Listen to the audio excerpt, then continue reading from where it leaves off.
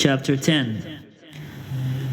Now Ahab had 70 sons in Samaria. So Jehu wrote letters and sent them to Samaria, to the rulers of Jezreel, to the elders, and to the guardians of the sons of Ahab, saying, Since your master's sons are with you, and you have at your disposal chariots and horses, a fortified city and weapons, select the son of your master who is the best qualified. Set him on his father's throne, and fight for your master's house. But they were utterly terrified, and said, Look, 2 kings could not withstand him. How then can we stand? So the steward of the palace and the governor of the city, along with the elders and the guardians, sent word to Jehu, We are your servants. We will do anything you say. We will not make anyone king. Do whatever you think right. Then he wrote them a second letter, saying, If you are on my side, and if you are ready to obey me, take the heads of your master's sons, and come to me at Jezreel tomorrow at this time. Now the king's sons, 70 persons, were with the leaders of the city, who were charged with their upbringing. When the letter reached them, they took the king's sons and killed them, 70 persons. They put their heads in baskets and sent them to him at Jezreel. When the messengers came and told him, They have brought the heads of the king's sons, he said, Lay them in 2 heaps at the entrance of the gate until the morning.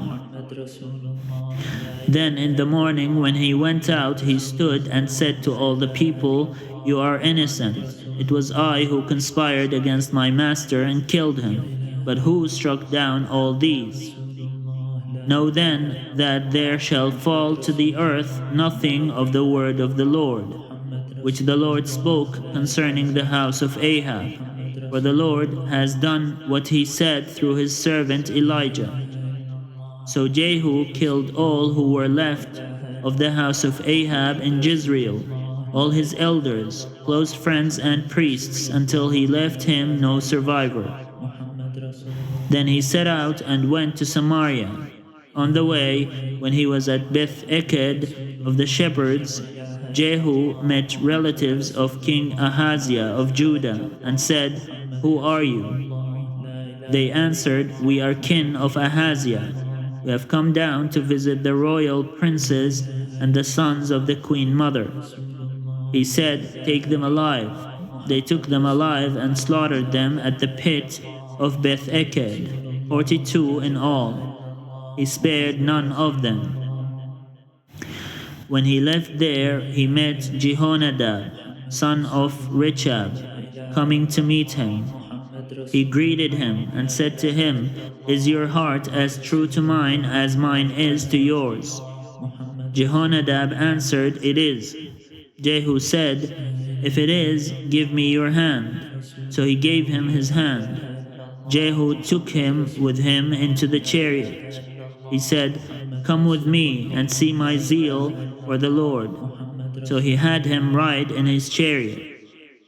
When he came to Samaria, he killed all who were left to Ahab in Samaria, until he had wiped them out, according to the word of the Lord that he spoke to Elijah. Then Jehu assembled all the people and said to them, Ahab offered Baal small service, but Jehu will offer much more. Now therefore summon to me all the prophets of Baal, all his worshippers and all his priests. Let none be missing, for I have a great sacrifice to offer to Baal. Whoever is missing shall not live. But Jehu was acting with cunning in order to destroy the worshippers of Baal. Jehu decreed, Sanctify a solemn assembly for Baal. So they proclaimed it. Jehu sent word throughout all Israel. All the worshippers of Baal came, so that there was no one left who did not come. They entered the temple of Baal until the temple of Baal was filled from wall to wall.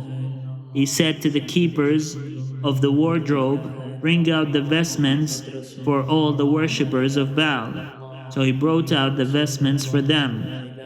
Then Jehu entered the temple of Baal with Jehonadab, son of Rechab. He said to the worshippers of Baal, "Search and see that there is no worshipper of the Lord here among you, but only worshippers of Baal." Then they proceeded to offer sacrifices and burnt offerings.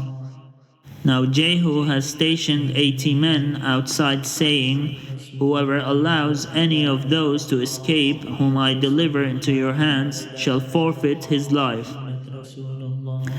As soon as he had finished presenting the burnt offering, Jehu said to the guards and to the officers, "Come in and kill them, let no one escape." So they put them to the sword. The guards and the officers threw them out, and then went into the citadel of the temple of Baal. They brought out the pillar that was in the temple of Baal and burned it. Then they demolished the pillar of Baal and destroyed the temple of Baal and made it a latrine to this day. Thus Jehu wiped out Baal from Israel. But Jehu did not turn aside from the sins of Jeroboam son of Nebat, which he caused Israel to commit. The golden calves that were in Bethel and in Dan. The Lord said to Jehu, "Because you have done well in carrying out what I consider right, and in accordance with all that was in my heart have dealt with the house of Ahab, your sons of the fourth generation shall sit on the throne of Israel." But Jehu was not careful to follow the law of the Lord, the God of Israel, with all his heart. He did not turn from the sins of Jeroboam, which he caused Israel to commit. In those days the Lord began to trim off parts of Israel. Hazael defeated them throughout the territory of Israel, from the Jordan eastward, all the land of Gilead, the Gadites, the Reubenites, and the Manassites from Aroer, which is by the Wadi Arnon, that is Gilead and Bashan. Now the rest of the acts of Jehu, all that he did and all his power, are they not written in the book of the annals of the kings of Israel? So Jehu slept with his ancestors, and they buried him in Samaria. His son Jehoahaz succeeded him. The time that Jehu reigned over Israel in Samaria was 28 years.